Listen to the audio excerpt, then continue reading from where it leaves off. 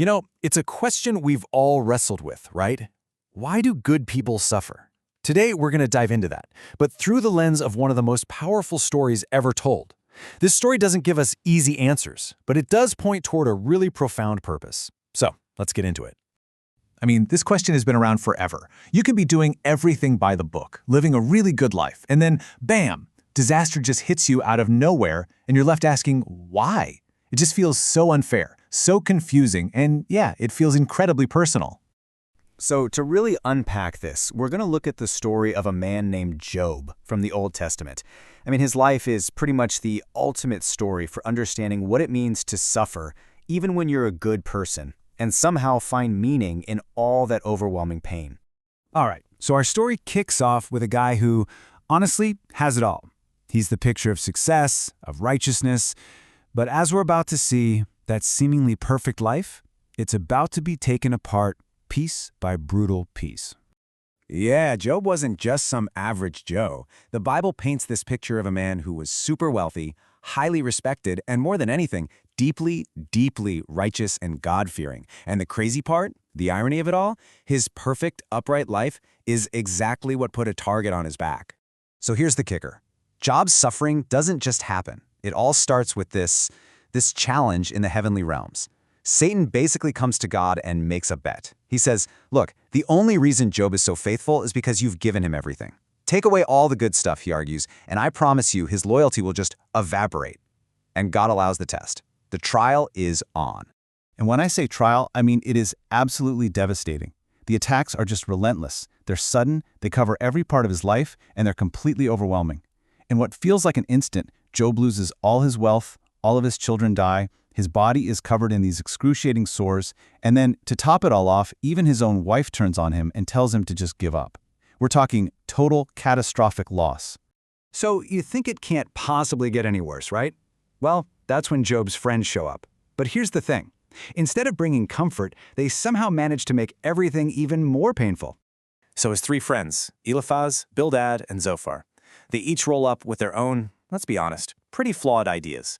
They're all working from this one simple but totally wrong idea. Hey, Job, you must have done something wrong, because God only punishes bad people. Eliphaz is like, well, in my experience.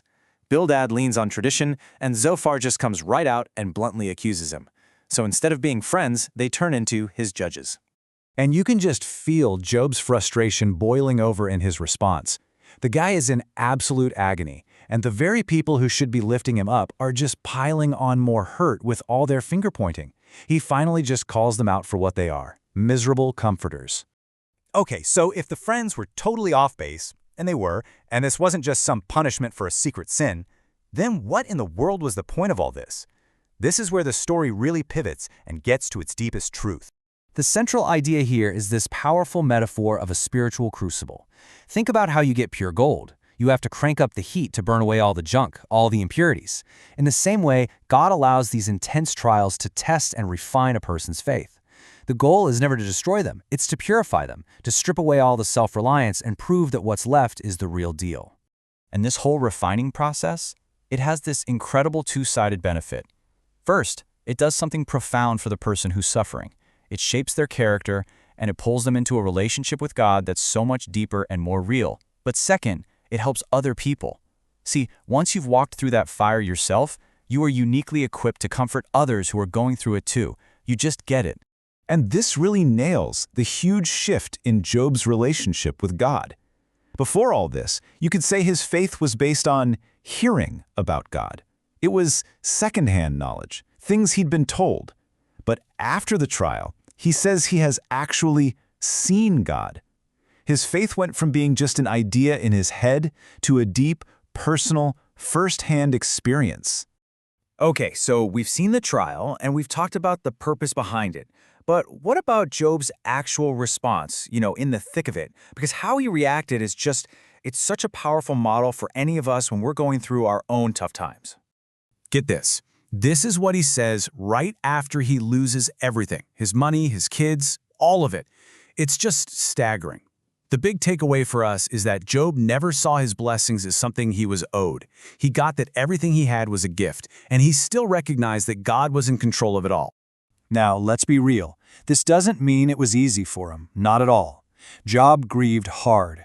He asked tough questions, he cried out, he felt totally alone. But here's the crucial part. Even in the absolute pit of his despair, there was this tiny flame, this core of hope that never completely went out.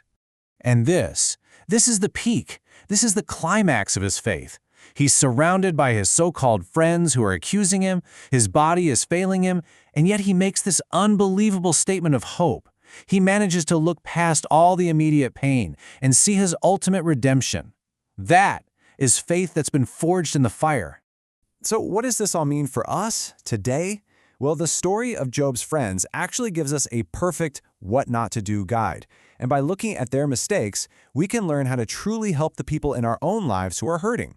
And the lesson here is crystal clear. Don't be the judge with all the simple, easy answers. Be a friend. Be someone who is willing to just sit in the silence and the pain with them. Don't throw around spiritual phrases like they're swords meant to criticize. Instead, just offer your presence and your practical help. Honestly, it boils down to this: speak less, do more. And that whole doing more thing, it's usually about being super practical. Real comfort isn't a speech, it's bringing over a meal. It's offering to watch their kids for a few hours. It's helping with laundry or mowing the lawn, or maybe even offering some financial help if you're able. It's about taking something, anything, off their plate, all while you're praying for them. So, in the end, the story of Job doesn't wrap everything up with a neat little bow. It doesn't give us a simple answer to that big question. But what it does give us is a powerful way to find purpose in our own pain. It challenges us, all of us, to look past the immediate hurt and ask some deeper questions. How might this trial be shaping me? How could this pain actually be preparing me to help someone else down the road? And how could this be pulling me into a faith that's, well, more real? That's definitely a question worth thinking about.